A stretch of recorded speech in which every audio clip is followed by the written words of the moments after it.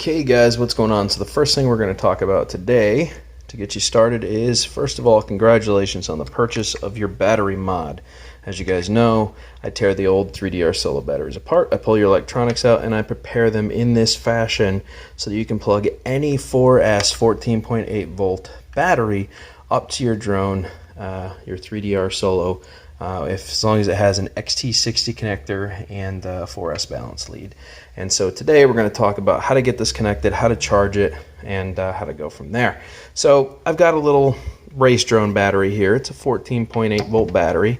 The first thing I'm going to do, I can't do this one-handed, but is I'm going to connect the XT60 connector. I'm going to give it 30 seconds, and then I'm going to plug in the balance lead right here to the 14.8 volt battery, and then we'll go ahead and turn it on, and I'll show you exactly what kind of charge it has. Now, if your unit plugs in and it's blinking and it's saying low voltage to the battery that you just connected to it on the LED strip here, what you're going to do is you're going to plug it into your Solo charger. Alright, so as you guys can see, I have the battery connected how it should be. This is a very small battery, but it will register at 14.8 volts. The BMS is looking, the battery management system is looking for 16.6 to 16.8 volts. As long as it measures that, then it will read it correctly. However, nothing over 5200 mAh is going to read accurately. You'll have to do it, you'll have to fly by voltage, essentially, if you choose over a 5200 mAh battery, and we'll discuss that later on. But to get you started, there are batteries in the 5200 mAh range that I will suggest that we will put in the description of the video so you guys can purchase those, and then we'll go from there. Alright, but let's just stay simple here. So I'm going to push the button just like you normally would. Because it's the same electronics came out of the Solo battery, it would be no different than just pushing that button and watching your LED strip light up. So there's a little button right here. Just take it easy, give it a little push. It says that this battery's just over half full.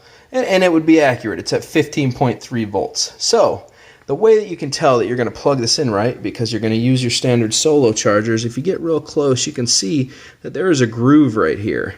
You cannot screw this up. It will not allow you to screw up the normal plug-and-play. This is a Molex connector. You're going to be plugging this directly into the bottom two ports. The guide is the piece of plastic right here. It slides into that groove, so there's no way to screw this up. So I'm going to plug it in. I'm going to show you what that looks like once we plug it up. Okay, you can see that the LEDs are blinking because it's taking a charge now. So I have it plugged in how it should be. The two bottom prongs on the bottom, that leads into here. You can tell this is red. It doesn't matter how large the 4S battery is or how small it is, as long as it reads 14.8 volts, because what this battery management system is measuring for is 16.6 or 16.8 volts at a full charge. This will stop charging. No matter what size battery you plug into the battery management system, it's going to charge it up to 16.6 or 16.8 volts. So once this is fully charged, it's going to turn off, just like a normal Solo battery, okay? Alright, so we're done charging, right? It's fully charged. It's reading fully charged when you push the button once. It's reading fully charged. I've got it in the Solo here now. And all I'm going to do is push the bottom two pins and the third pin until they line up, and I'm going to push this in just like normal. Slides right in, connects to the Solo, it's ready to go. In this scenario, right, battery power, everything stays back here. You would get a piece of Velcro and you would wrap it around the center of the Solo, or you could do it the way that we do it. And this is for smaller batteries. This is for anything up to about 4,000 mAh will fit underneath this cover. The 5200s, unfortunately, are a little too large for this cover that was 3D printed, but my friend does make these. If anybody was interested to keep that aesthetically pleasing battery look. They're a little taller and they're a bit wider because they have to be empty. But as you can see, they clip in just fine. So in this scenario, you would go ahead and hold this down. And you would turn the Solo on just like normal, so it's powering up. I would pull this back. I would push this down into the Solo like that, and then I would clip it into place just like a normal Solo battery. This is really hard to do with one hand, guys. I apologize. There we go. Clips in just like a normal Solo battery, and it locks into place. It won't come out until you push that pin. So you get that pretty much good aesthetically pleasing look to the Solo. It even has Solo branded. This one was done in carbon fiber, so it actually has a very unique look to it. But as you can see, it keeps everything looking nice and can't fall out and all the good stuff. The Solo has powered on by that tiny little battery and it's functioning properly. There are no issues with this. Remember, that is a tiny little battery. When I want to undo it, I push the button down, push my finger back, lift, battery's out, and then I just turn it off. Just like a normal Solo. Boop, lights out. Okay guys, it's time to talk about hot swapping because I know this is what a lot of people are going to be doing, and we're going to talk about how to do it properly. You can use the stock Solo charger. You just have to individually charge each Solo battery using the Solo charger. The difference is that you will never create a marriage between the battery and the battery management system. Your voltage and percentage will never add up. If you're hot swapping batteries, no matter what, you are going to be flying by lifetime voltage, and I will show you how to access lifetime voltage on the Solo app and the Solex app.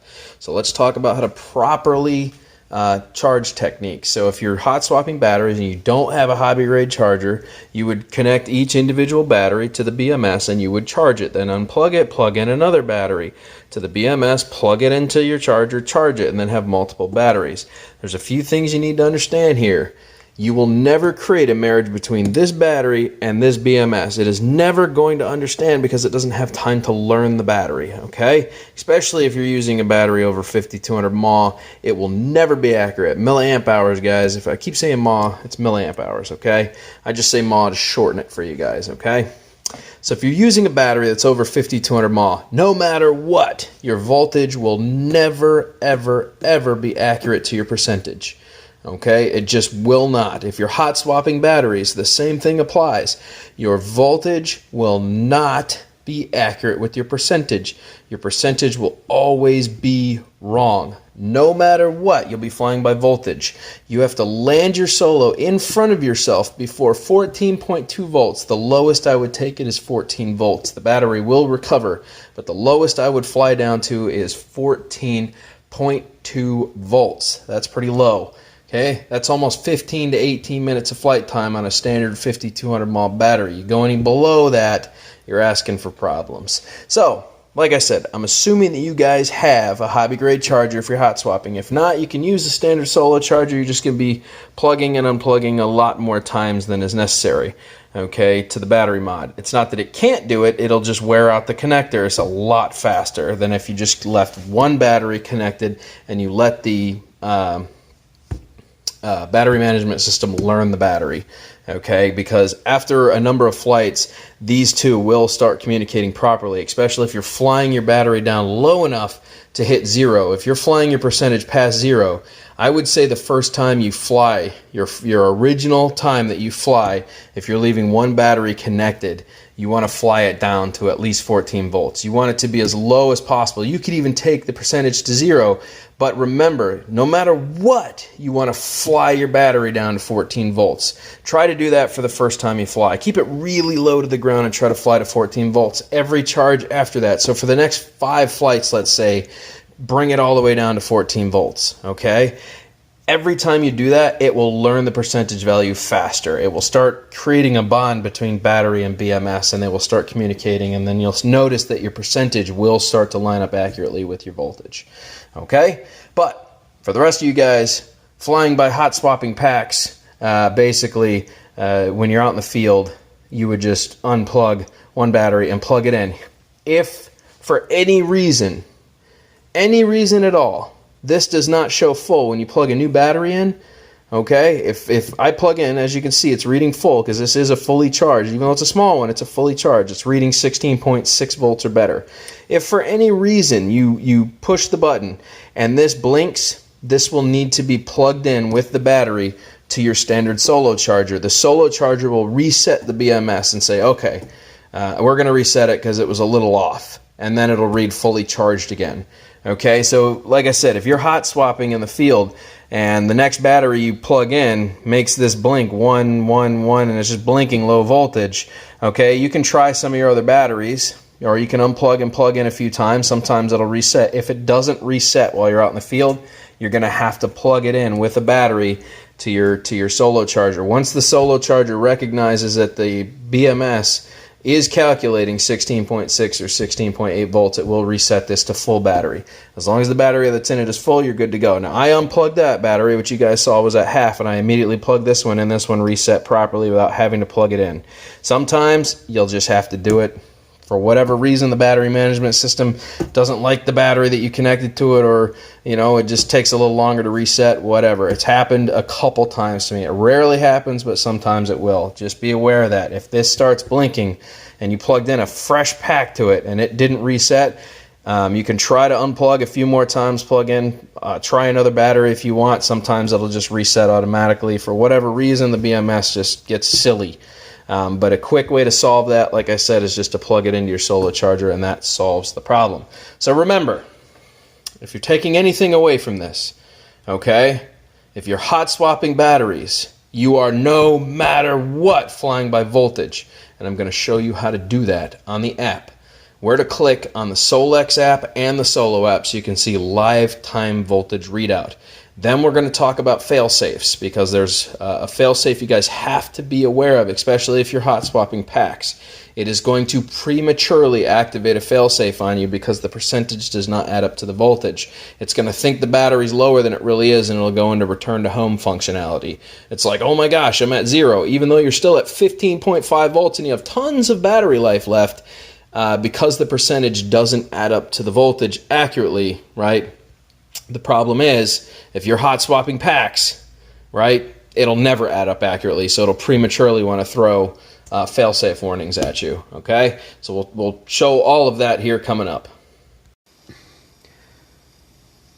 Alrighty guys, unfortunately, as you can see, I'm coming through the Solo camera here. Unfortunately, I wasn't able to get my original Solo app to open anymore, but the same thing applies. You'll see where it says battery 42% up there, BATT.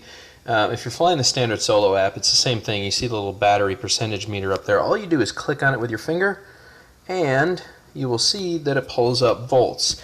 That is live time voltage from the Solo, okay? Which means as I'm flying, that 15.9 volts, okay? That 15.09 volts, right? No matter what I'm flying, I never want that to go below 14.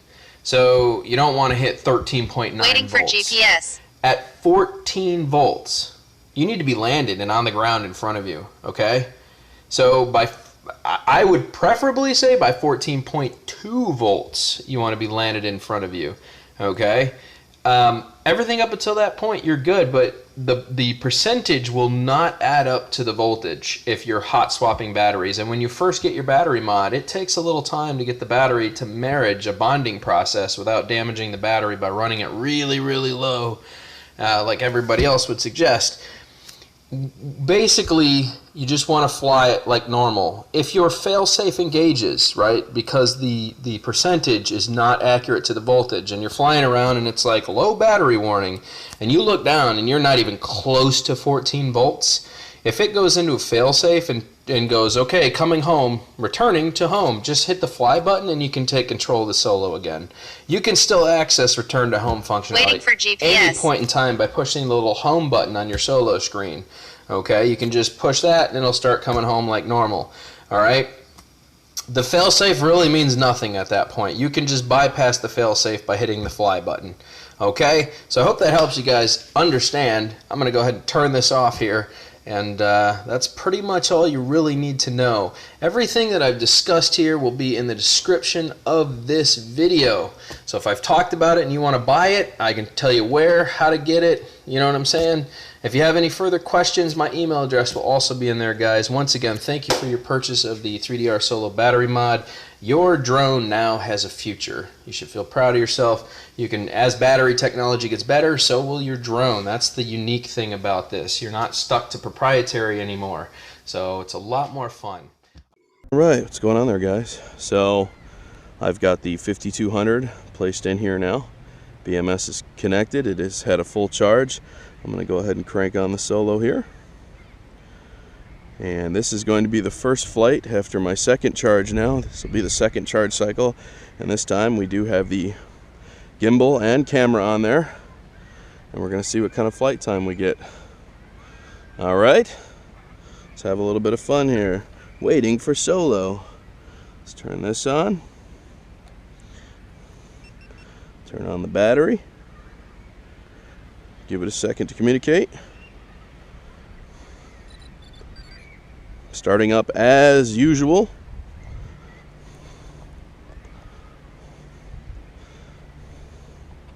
Let's go ahead and see if we got this going. Yes, okay. I'm going to step under this tree so I can actually see. Alright, currently says we have 97% battery at 16.60 volts using Solex. And remember, at 14 volts it will automatically RTH. Okay? You do not want to fly past 15%, it will start to hurt the cells. So you should be able to see the timer up here in the corner. It says time. As soon as I start to fly, that should kick on. So let's get this in the air and see what kind of flight time we get here. Gyro calibration Motion failed. detected. Does this every once in a while. This is why you get the green cube. Altitude 0.0 inches. Excellent. We are now recording. We are in flight. 593.04. Let's go have a little bit of fun here. 347 degrees. Signal 73%. Gonna take it up higher. Recording active. There we go. Let's go take it for a cruise here.